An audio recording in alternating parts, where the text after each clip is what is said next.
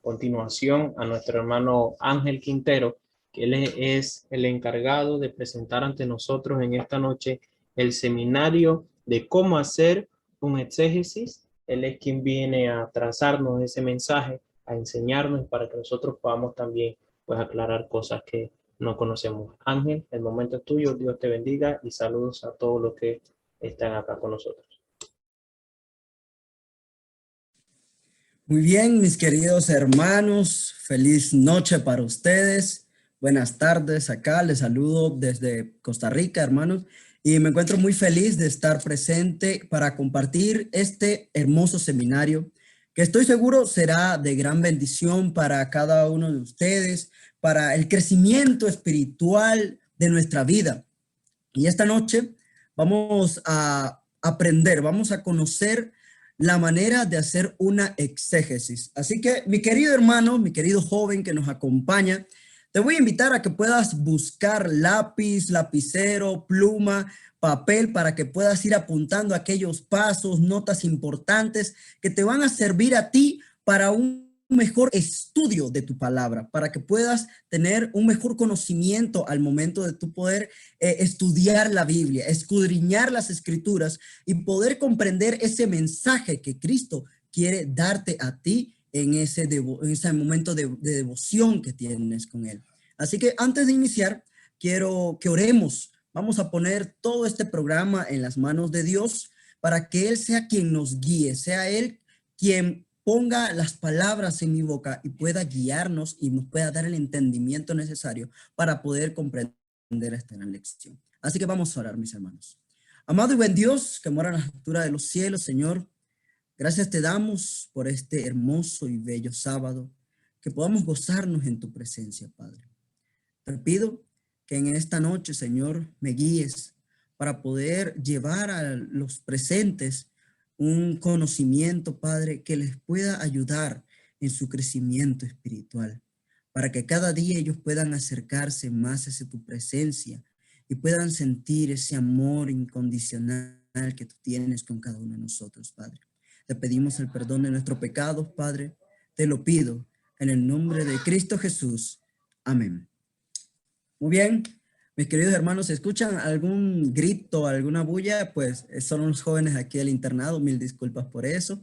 Pero bueno, vamos a iniciar. Voy a ver si puedo compartir pantalla para poder ver la presentación que tenemos en esta tarde. Vamos a ver, vamos aquí a compartir pantalla. Vamos a ver, aquí, exacto. Y ustedes me van avisando si se ve la presentación. ¿Ok?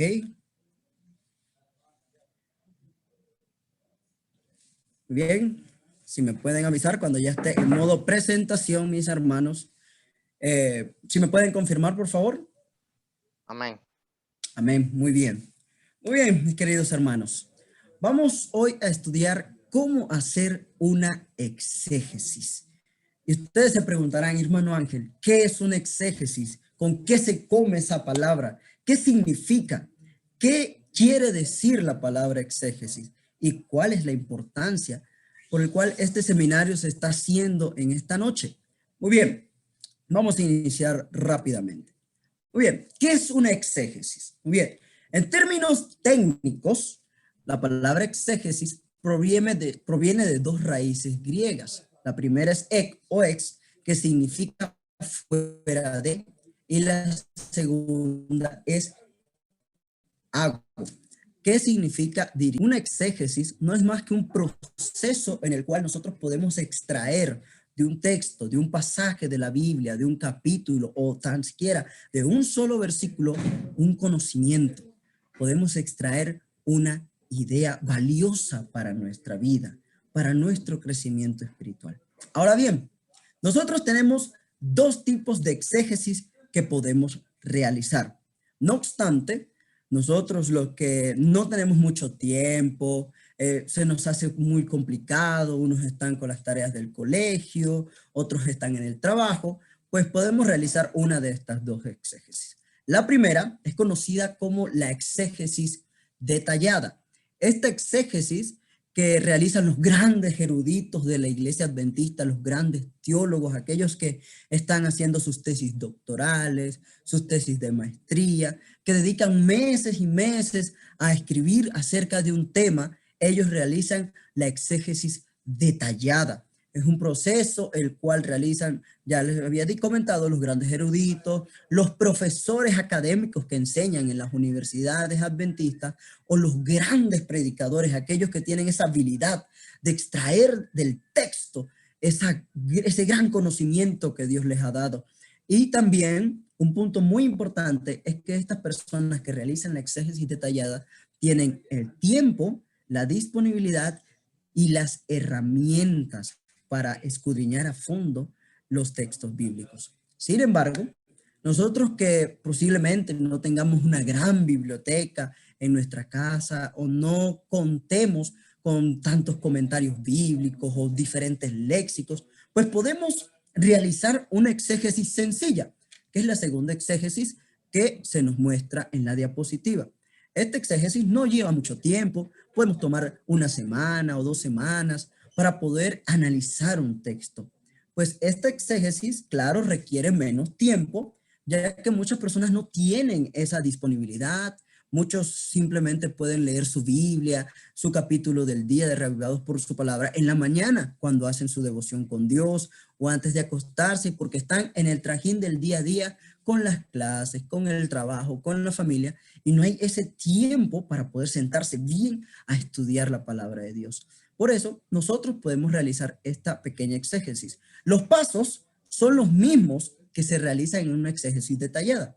Sin embargo, estos van a ser un poco más cortos. No nos vamos a extender tanto, no se va a hacer un gran estudio tampoco, ni irnos tan al fondo, sino que va a ser algo sencillo, algo básico, pero que podamos descubrir cuál es la verdad que está implícita en el texto que nosotros vamos a estudiar. La diferencia entre una y otra está en el trabajo de las áreas, como ya lo mencionamos, que se van a hacer y en el tiempo en el cual se realiza. Una exégesis sencilla se puede hacer en cuestión de una semana, 2 semanas y se puede hacer un muy buen trabajo. Ahora, ¿por qué hacer una exégesis? ¿Por qué sentarnos a ver todo lo que tiene que ver con un pasaje o con un capítulo? Muy importante, hermanos.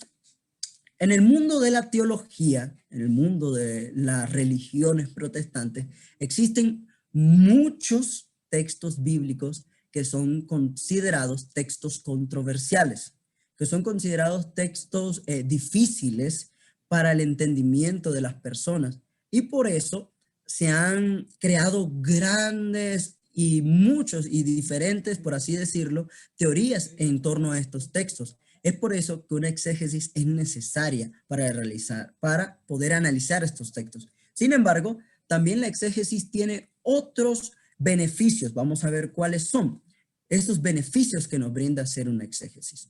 Primeramente, se nos dice que el primer paso para una buena lección o un buen sermón es hacer una correcta aplicación de la exégesis. Hermano, si usted quiere hacer un excelente sermón, un excelente bosquejo, estar allí en el púlpito y predicar un tema de esos que los hermanos dicen, wow, el Espíritu de Dios utilizó al hermano fulano para traer la palabra de Dios, hermano. Créame que usted necesita hacer un exégesis al texto que usted quiere predicar. Y es que muchas veces, y es cierto, y no me van a dejar mentir, algunos hemos leído parte de la Biblia y hemos quedado como, ¿qué quiere decir esto? Que yo no entiendo lo que dice aquí. Necesito que alguien me explique y buscamos, claro, está bien buscar ayuda en los pastores, en los ancianos. Sin embargo, nosotros también podemos ahondar más allá del tema e intentar descubrir por nosotros mismos la verdad implícita en ese texto. Muy bien, pero para hacer una exégesis es necesario aplicar correctamente los principios de interpretación que podemos utilizar en un texto. Con esto vamos a comprender su significado, cuál era el propósito del texto y cuál era el propósito y el mensaje del autor. ¿Por qué Pablo escribió esta cita? en esta epístola? ¿Por qué Pedro escribió esta palabra? ¿O por qué Mateo, Marcos, Lucas escribieron esto? Entonces es allí cuando nosotros podemos ver los beneficios de realizar una buena exégesis. Y es que tanto la exégesis como la aplicación, mis hermanos, son dos componentes importantes y básicos en el desarrollo de un buen sermón. Muy bien, hasta aquí vamos bien. Hemos visto ya que es una exégesis, es el proceso de extraer un mensaje, de extraer una lección de un pasaje bíblico, vamos anotando, y ahora los beneficios, pues es importante para un sermón, hermano. Si usted quiere dar un buen sermón, tiene que hacer exégesis. Si usted quiere dar una excelente lección del repaso de la escuela sabática y usted se pone a leer, y miren, es muy importante porque los repasos de la lección nos traen muchos versículos.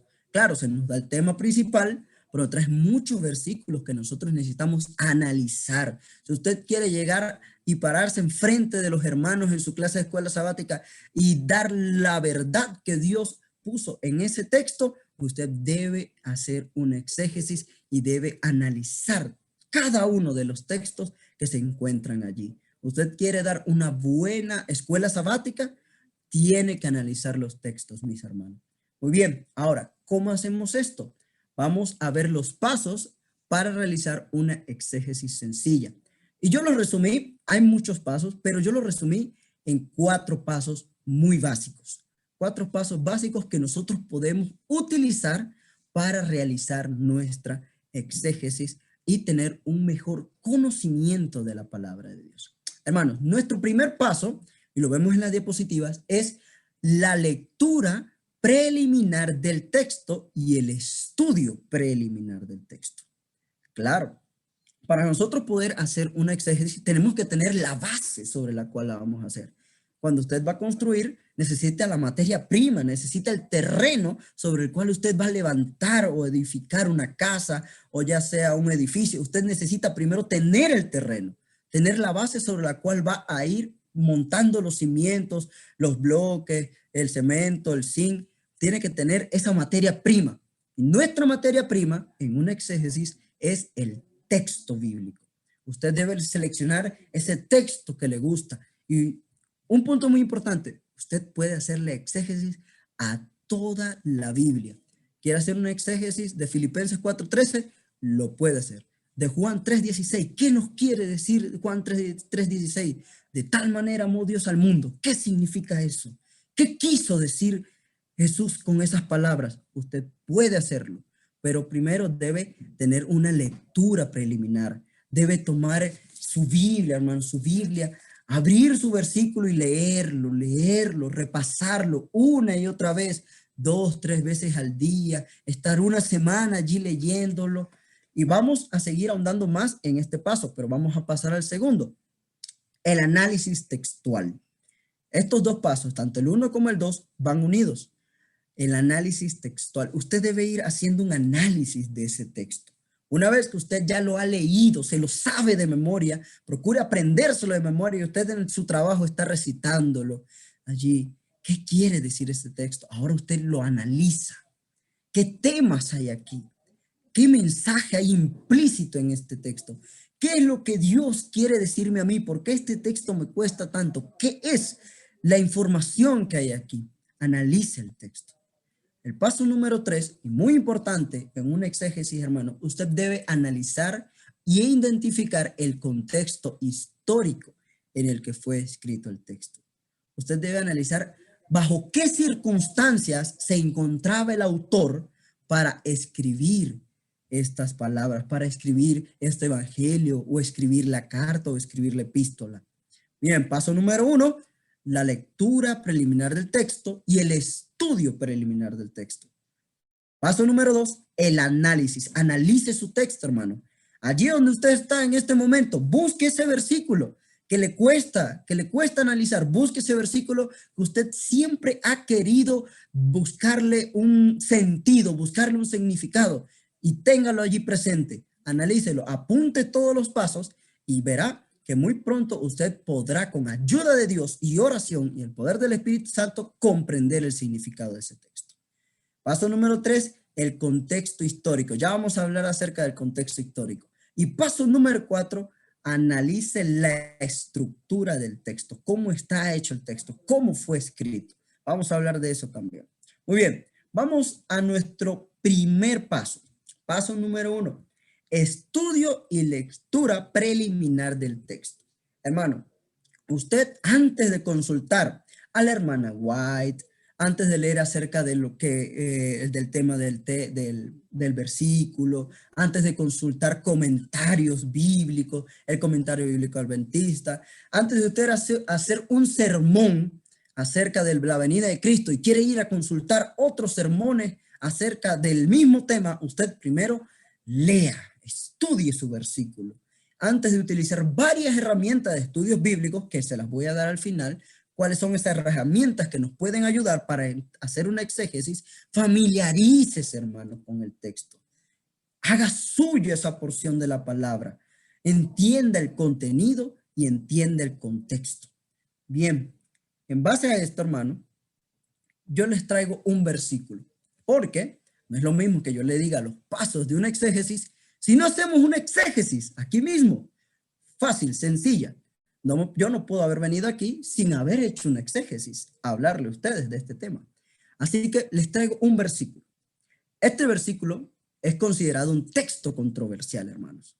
Y bajo este texto, muchas personas han hecho una idea, muchas personas o aquellas iglesias que creen en la doctrina, en la creencia de la vida después de la muerte, en la doctrina del infierno, utilizan este texto como base. Primera de Pedro, capítulo 3 y los versículos 18 al 21. Permítame, voy a buscarlo aquí. Primera de Pedro, capítulo 3, versículos 18 al 21. Búsquelo usted también en su Biblia, mis hermanos. Búsquelo usted también para que lo pueda ir leyendo conmigo. Dice de la siguiente manera: porque también Cristo padeció una sola vez por los pecados, el justo por los injustos, para llevarnos a Dios. En el cuerpo sufrió la muerte, pero en el espíritu fue vivificado. En el espíritu también fue y predicó a los espíritus encarcelados, a los que en otro tiempo desobedecieron en los días de Noé, cuando Dios esperaba con paciencia mientras se preparaba el arca, en el que unas cuantas personas, 8 en total, fueron salvadas por medio de agua. Todo esto es símbolo del bautismo, el cual no consiste en lavar las impurezas del cuerpo, sino en el compromiso ante Dios de tener una buena conciencia que ahora nos salva por medio de la resurrección de Jesucristo. Hermanos, este texto, muchas personas lo han utilizado para creer en que hay una vida después de la muerte. Luego que usted muere, usted se va a otro plano diferente al de este mundo terrenal y allá usted sigue con vida. Entonces, cuando estas personas creen que cuando Cristo resucitó, fue y le predicó a estos espíritus encarcelados. Ya vamos a hablar de eso más adelante, pero aquí está el texto, hermano. Repáselo. Si a usted le parece interesante este texto, repáselo, mírelo, analícelo, subráyelo en su Biblia, que aquí vamos a dar la interpretación de este texto. Muy bien. El análisis textual. Yo les había dicho que tanto el primer paso del estudio preliminar como el análisis textual van juntos. ¿Por qué? Miren bien. Algunos textos o secciones tienen problemas textuales. Por eso es necesario realizar este análisis. La mayoría de las veces no encontrarás ningún problema en el análisis textual, pero es importante que se tenga en cuenta que existen tales preguntas. Ahora bien, hermano, cuando usted lee Primera de Pedro, aquí vamos a regresar al versículo. Cuando usted lee Primera de Pedro, capítulo 3, versículos 18 al 21, surgen muchos temas. Cuando usted analiza estos pequeños versículos, estos cuantos versículos, surgen muchos temas. Por ejemplo, la muerte de Cristo, la muerte, una sola muerte por todos los pecados. La resurrección, también se nos habla aquí, la resurrección por medio del Espíritu. ¿Qué significa la resurrección por medio del Espíritu? ¿Por qué por el medio del Espíritu predicó a los espíritus encarcelados? ¿Quiénes son estos espíritus encarcelados? Mire cuántas preguntas y cuántos temas ya hemos sacado, ¿verdad? ¿Quiénes son estos espíritus que en día de Noé desobedecieron? ¿Por qué las personas creen que este texto sirve como base para su creencia de una vida después de la muerte y no en el estado inconsciente de los muertos como lo cree la iglesia adventista? Entonces es por eso que es muy importante hacer un análisis textual. Busque su versículo que usted no comprende y saque todas las ideas, saque todos los temas que usted encuentra allí. Haga preguntas, hágale preguntas al texto. ¿Qué me quiere decir aquí en esta palabra? ¿Qué significa esta frase? Y esto lo va a ayudar a usted a ir desglosando el texto por temas e ir descifrando cada incógnita que usted tenga.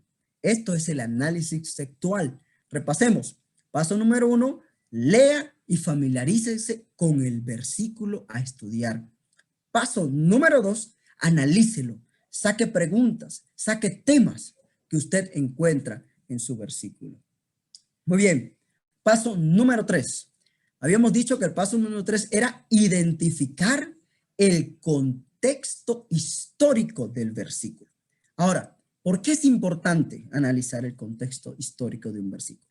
Hermanos, cuando los escritores de la Biblia, valga la redundancia, escribieron sus evangelios o escribieron sus epístolas o sus cartas, no estaban pasando por el mejor momento.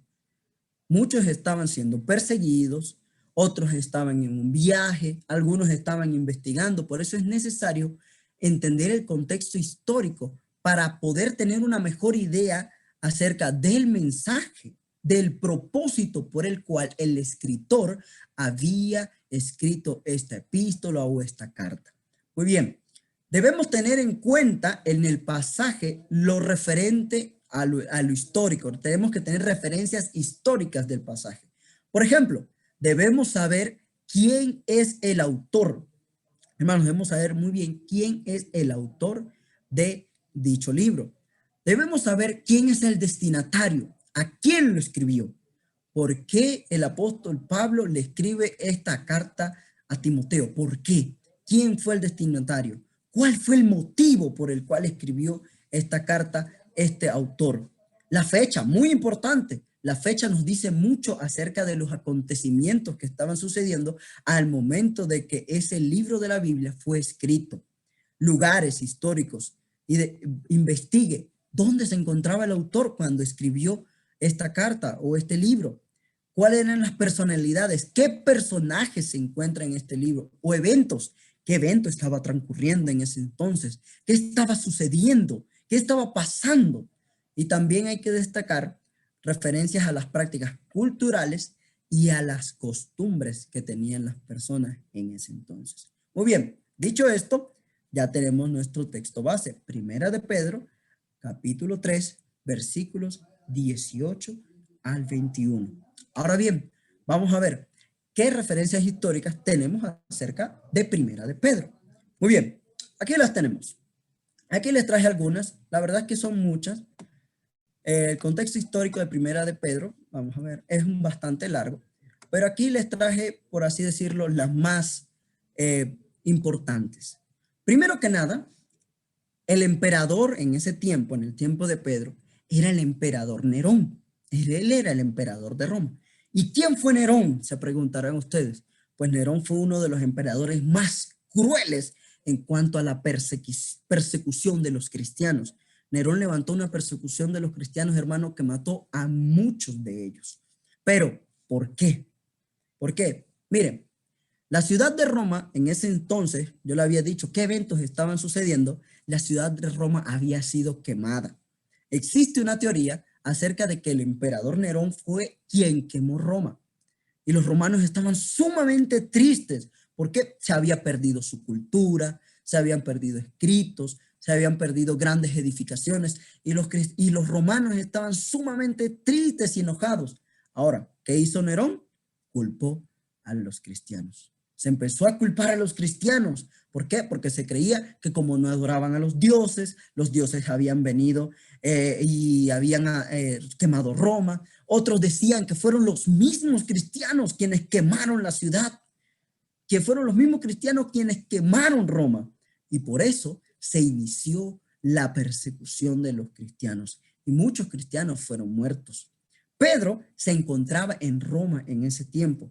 Cuando usted hace una investigación, se dice que Pedro estaba en Babilonia. No obstante, Babilonia era un alias que se utilizaba para referirse a Roma.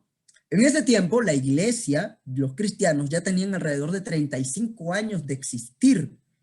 Pablo había muerto a manos del emperador Nerón entre el 54 y el 68 después de Cristo. Esto nos da una idea más o menos que aproximadamente en el año 60 después de Cristo fue escrito la epístola, la carta de Primera de Pedro, la epístola de Primera de Pedro. ¿Por qué? Porque como había mucha persecución, muchos cristianos estaban dispersos por distintos lugares de Asia Menor. Entonces Pedro escribió esta epístola. Y esto nos ayuda a nosotros poder comprender mejor por qué motivo fue escrita esta carta. ¿Qué sucesos estaban aconteciendo en ese entonces que motivaron al apóstol a escribirla? ¿Y cuáles eran sus destinatarios? Muy importante el contexto histórico, hermano. Siguiente, tenemos que hacer el análisis estructural del texto.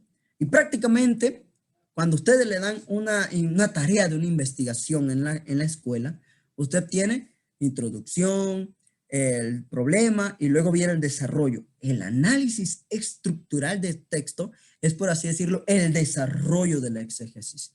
Aquí vamos a plantear todo, hermanos. Vamos a ver todos los comentarios, vamos a ver todas las explicaciones de los diferentes teólogos. Aquí es donde lo vamos a hacer. Mire, un paso muy importante del análisis estructural del texto es que usted debe analizarlo.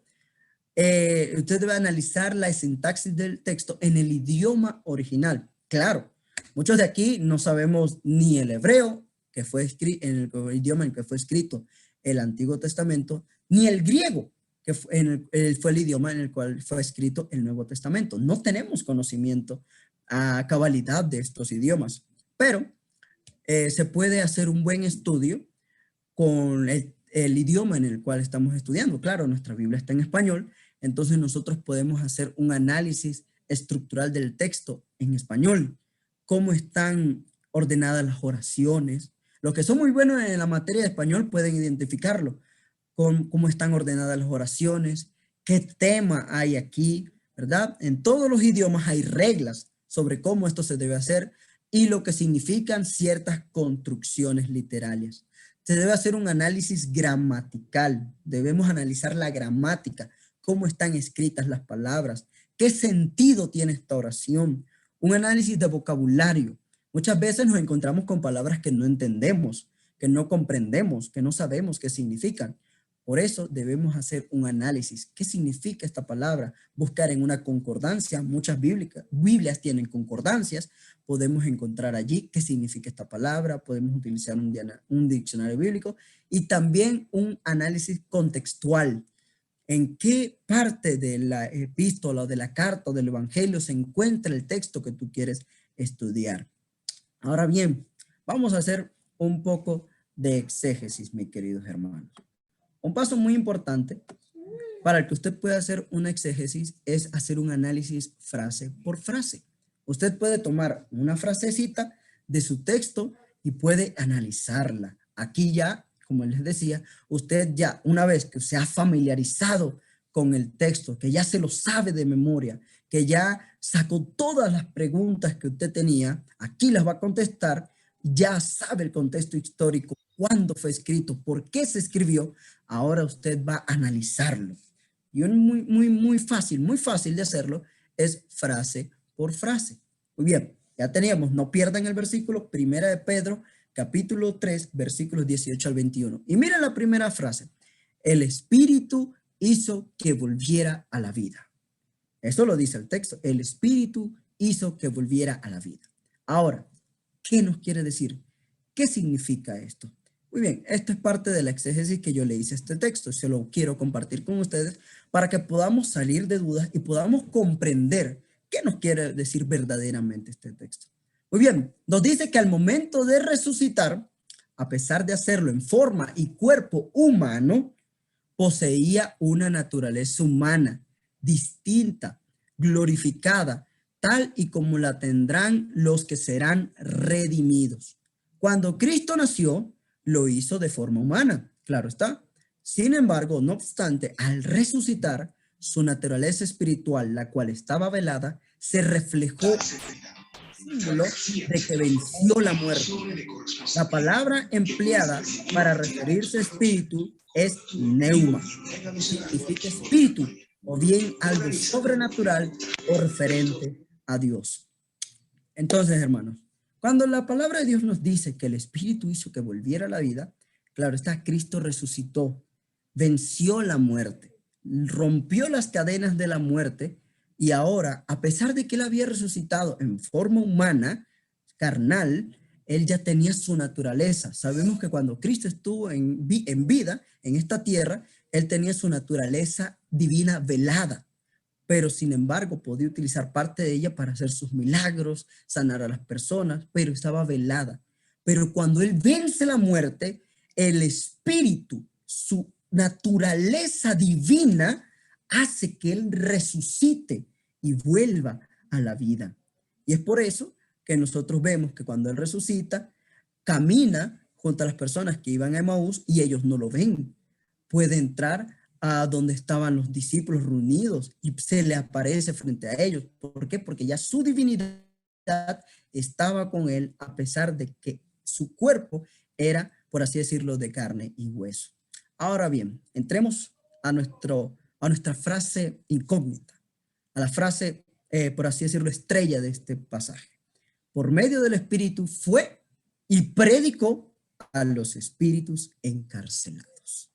Ahora, muchas personas dicen que mientras Cristo estaba en su lecho de muerte, en espíritu fue y viajó a otro plano diferente y le predicó a los muertos, a los espíritus de aquellos que habían fallecido en el diluvio, que no le hicieron caso al ministerio de Noé y a su predicación. Sin embargo, ¿qué nos dicen los eruditos? ¿Qué nos dicen los comentarios bíblicos? ¿Cómo nosotros podemos entender esto? ¿Será que verdaderamente Cristo viajó a un lugar durante la muerte? ¿O será que están sacando de contexto este versículo para poder encajarlo con sus creencias? Vamos a ver. Miren, la clave para entender este pasaje es analizar el contexto inmediato en el que se encuentra. Como se ve, mírenlo bien, en el versículo 18, Cristo fue resucitado en espíritu. Es decir, que lo hizo con su naturaleza divina, como ya lo habíamos mencionado. Ahora, en el versículo 19, dice que de esa misma forma, en su divinidad, predicó a los espíritus encarcelados de los antediluvianos. Hermanos, miren, cuando nosotros vemos que Cristo fue resucitado en espíritu, ya tenía su divinidad. Ya ahora Cristo podía viajar de un lugar a otro siendo como él era. Ahora, cuando se habla de que predicó a los espíritus encarcelados, no es que Cristo viajó a otra dimensión o a un plano diferente de la vida, no, hermanos, sino que mediante el espíritu, mediante su divinidad, en el ministerio en el cual estaba Noé mientras construía el arca, ahí estaba Cristo. Cristo estaba dirigiendo a Noé en su predicación. Por medio del ministerio de Noé, Cristo estaba predicando a estas personas. Ahora, ¿por qué se habla de espíritus encarcelados? ¿Qué significa esta frase? Cuando hablamos acerca del contexto histórico, les dije que había que prestarle mucha atención a las costumbres, ¿verdad? A las costumbres de aquel tiempo. Ahora bien, miren, ¿por qué se habla de espíritus encarcelados? Es una buena pregunta. Y la respuesta es muy sencilla, hermanos. Miren, para eso existe una explicación, como lo dice aquí, y es que en aquel tiempo, en el tiempo de Pedro, cuando él estaba escribiendo, era muy común entre los cristianos, llamarle a un pecador un espíritu. Llamarle a un pecador que era un espíritu era muy común. Y se dice que este espíritu, que esta persona estaba encarcelada porque estaba sostenida por las cadenas del pecado que los mantenían atados a la mundanalidad. Ahora, hermanos, la Biblia utiliza la palabra espíritu para referirse al hombre carnal, a una persona. Y un ejemplo de esto es en Génesis 2:7. Y aquí se usa la palabra nefesh. La palabra nefesh, luego de que Dios sopla el aliento de vida en la persona, se dice que el hombre es nefesh, un alma viviente. Y su equivalente en griego es neuma. Ambas palabras significan lo mismo y se utilizan para denotar también a un hombre o un alma racional, a una persona de carne y hueso. Es por eso, hermanos, que cuando se nos habla acerca de que Cristo predicó a los espíritus encarcelados, no es que viajó a otro lugar, no es que habló con los muertos, no, sino que por medio de la predicación de Noé, por medio de su divinidad en espíritu, su espíritu divino, él predicó a aquellas personas que aún vivían y que no hicieron caso al llamado a entrar al arca y perecieron en el diluvio. Entonces, ¿ven cómo nosotros podemos hacer un análisis de un texto muy controversial que muchos simplemente toman, leen y dicen, aquí significa esto? No, hermanos. Necesitamos hacer un análisis detallado de todo lo que significa o el versículo. Ahora bien, conclusiones. ¿Qué conclusiones podemos sacar de este pasaje? Muy bien, primero que nada, que la muerte de Cristo demuestra su amor para con la humanidad y no hace falta un sacrificio continuo de Cristo para el perdón de los pecados. Solo bastó uno para que los pecados de la humanidad fueran borrados y la gracia los cubriera. Muchos en algunas creencias o denominaciones siguen matando a Cristo, siguen diciendo que Cristo murió, murió y murió. No, hermano, solo una muerte bastó para que Cristo perdonara nuestros pecados. Ahora bien, que la palabra espíritu no necesariamente se refiere a seres intangibles o espíritu, valga la redundancia, sino que se le puede aplicar a una persona de carne y hueso. Y es por ello que la aplicación de que Cristo durante su muerte visitó un plano diferente al humano, es completamente falso. Y que la Biblia jamás se contradice, mis hermanos, ni planteará temas que vayan en contra de ella o en contra de lo que Dios ha revelado. La Biblia es muy clara y es tangente en que los muertos nada saben, nada oyen y nada sienten. Esas son las conclusiones que podemos llegar. Ahora bien, yo les había dicho que les iba a dar herramientas, porque claro está, nosotros no tenemos una gran biblioteca, no tenemos todos los tomos de teología, ni tenemos un vasto repertorio para nosotros hacer este exégesis, pero gracias al internet tenemos grandes herramientas que nos ayudan a nosotros a poder hacer un exégesis. Mire, aquí en pantalla ustedes están viendo una página web que se llama Bible Gateway.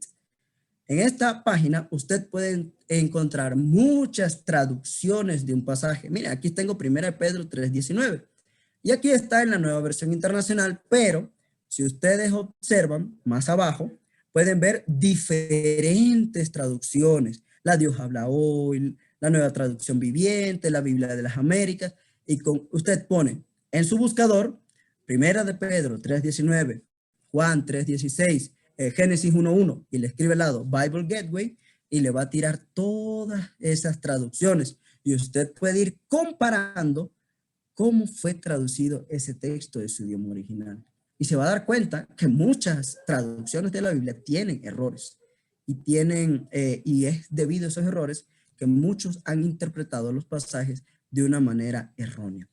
Otra herramienta muy importante es el comentario bíblico de Matthew Henry, una persona que en su comentario pues tiene bastantes ideas acertadas. Claro, hay que leerlo con cautela, sacar lo bueno, dejar lo malo fuera, pero puede ser una buena herramienta para que nosotros podamos tener una visión diferente acerca de los pasajes. De este lado, ustedes pueden ver que está el texto, pueden buscarlo en diferentes versiones también, y no solo está el comentario de Matthew Henry, sino que están otros comentarios de otros grandes teólogos, están notas de otras Biblias que usted puede ir consultando también para hacer su búsqueda, para hacer su análisis de su texto. Y también usted puede utilizar este programa que está en internet, es gratis, se llama Logos Calogos. Usted puede utilizar una Biblia interlineal. Aquí está, vemos el texto en su idioma original, en que fue escrito en griego, tenemos la traducción y abajo usted puede ver la traducción de qué significan estas palabras. Existen otros software que ya manejan los grandes, los pastores, algunos estudiantes de teología también lo tienen, como Bible Words, Accordance o Logos, pero lastimosamente esos software ya antes eran gratis, ahora hay que pagarlos. Pero si alguno de ustedes tiene la solvencia económica para poder conseguirlos, pues le animo a que pueda descargarlo, pueda pagarlo y verá que va a ser de una gran bendición para que usted en su estudio pueda comprender mejor la palabra de Dios. Y también tenemos el interlineal griego-español de Francisco La Cueva, que también es muy bueno y usted puede buscar su texto allí en el griego y puede corroborar las traducciones y puede ir viendo qué significa esa palabra. Así como Primera de Pedro, existen otros textos controversiales del Nuevo Testamento que se pueden utilizar en contra de las creencias de la Iglesia Adventista o para sustentar una creencia que puede estar errónea. Así que antes que nosotros escuchemos lo que tienen que decir los demás, hagamos un análisis nosotros mismos, tratemos de instruirnos, pero sobre todo pidamos dirección a Dios para que Él sea quien nos dirija en este estudio. Mis hermanos, ahora, ya que hemos finalizado, quiero abrir una sección de preguntas, unos 5 minutos. ¿Hay alguna pregunta que quieran hacer? Podemos hacer unas 3 preguntitas ya que estamos pasados del tiempo. Algo que quieran preguntar, algo que quieran saber acerca de cómo hacer una exégesis, algunos pasos, algo que no les quedó claro. Adelante, pueden hacerlo. Hola, buenas noches. Buenas noches. Una consultita. ¿Qué pasa si en una situación, al yo estar haciendo pues mi estudio de todo esto, encuentro un texto en el cual a mi parecer o a mi estudio le doy tal significado, pero cuando me encuentro a otra persona puede corregirme en dicho punto y pues al final yo no estoy tan bien ilustrado? Muchas veces, o sea, ¿cuál sería la mejor formación o lo mejor que debo hacer yo al momento de darme cuenta que estoy equivocado en lo que he averiguado? Ok, mi hermano, muy bien. Como dicen por ahí, cada cabeza es un mundo. Y todos vamos a tener opiniones diferentes en cuanto a la interpretación de un texto. Por eso han existido grandes controversias, inclusive entre los teólogos de la Iglesia Adventista, los grandes teólogos y profesores de universidades como Andrews. Muchos no tienen la misma postura en cuanto a un texto. Pero la invitación es que tú mismo analices tu texto y tengas tu posición. Claro, puedes ir comparándola con otras personas, puedes hablarlo, comentarlo con tu pastor, con tu anciano, y puedes, por ejemplo, haciendo esta investigación, haciendo una exégesis, puedes darte cuenta, puedes sacar una interpretación, puedes volver a hacerla y puedes tener otra completamente diferente. Pero mi consejo es que lo hagas, que te animes a hacerlo y saques tu interpretación y puedas compartirla y luego compararla con las creencias y las doctrinas de la Iglesia Adventista a ver si van en concordancia, porque nosotros debemos basarnos también en la Biblia, en las creencias de la Iglesia Adventista, y muchas veces, por ahí decía un hermano de mi iglesia, entre más leo y leo, menos entiendo, pero debemos tener esa posición, debemos hacer nuestra investigación, debemos sacar nuestros puntos de vista y luego podemos compararlos, no quedarnos con ellos y quedarnos, yo tengo la verdad y sé, y es lo que creo y nadie me saca aquí. No, debemos seguir e instruirnos más y leer cada vez más. Como te decía, esto es una exégesis sencilla, es algo básico y tal vez otras personas han hecho más acerca de esto y podemos también consultarlo con ellos. ¿Alguien más? Buenas noches, feliz sábado. Feliz sábado.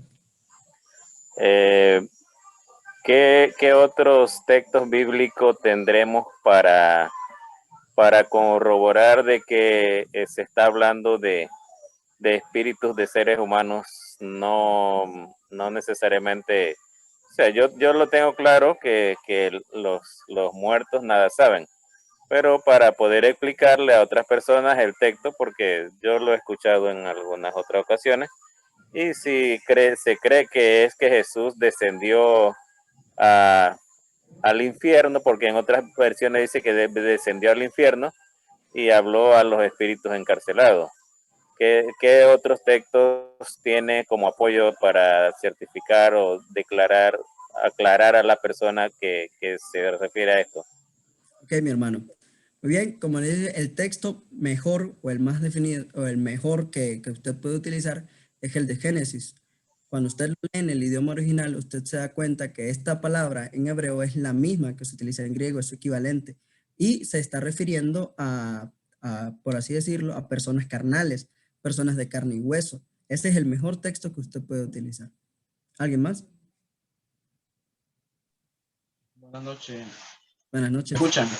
Adelante, adelante. Muy bien, cuando hablas de del contexto histórico, ¿qué fuentes confiables recomiendas para poder analizar lo que es el versículo como tal? Ok, muy bien. Como fuentes confiables, pues te recomiendo una enciclopedia bíblica, puedes también consultar muchos libros de historia. Claro está, para analizar un contexto histórico, la Iglesia Adventista tiene muchos libros y tal vez podrías consultar en una biblioteca virtual de alguna universidad para que puedas instruirte. Claro, existen muchos libros, muchas páginas por allí que nos dicen esto fue escrito en tal año, pero lo mejor es buscar en una enciclopedia bíblica o algún comentario. Existen libros específicos de los libros de la iglesia, muchos comentarios también que nos muestran los contextos históricos para que nosotros podamos, por así decirlo, basarnos. Igual libros de historia sencillos también nos muestran en qué año fue escrito, inclusive muchas Biblias. No sé si la Biblia Conquistador, la Biblia de Andrews también nos trae el contexto histórico de los libros en el que fueron escritos, su año, para quién fueron, nos traen los temas, lo que estaba sucediendo en ese momento. Bien, mis hermanos, con esta última pregunta, espero que haya servido de mucho para ustedes, que puedan animarse a hacer una exégesis sencilla, pues con los pasos que han anotado, anímense, busquen ese versículo que les cuesta, que ustedes sienten, que a veces no entienden, que le han dicho a su pastor o su anciano y no le han sabido dar una respuesta concreta, pues háganlo ustedes, saquen sus conclusiones, véanlo y ahora sí compárenlo con las conclusiones de otras personas, de los teólogos de la Iglesia Adventista y pues adelante. Esa es mi invitación para ustedes. Muchas gracias por acompañarme en este seminario, por estar presentes, por tener su tiempo, su disponibilidad.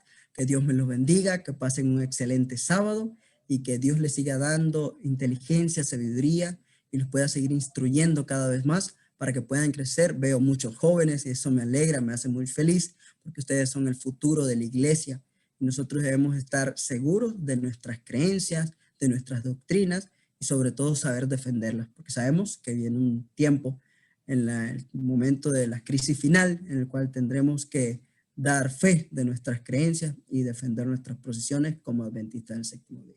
Dios me los bendiga a todos, a los hermanos, que pasen una feliz noche y bendiciones, feliz sábado. Gracias le damos al hermano Ángel por su tiempo también empleado en esto y ayudarnos a nosotros a tener un poco más de conocimiento. Vamos a cantar un último coro.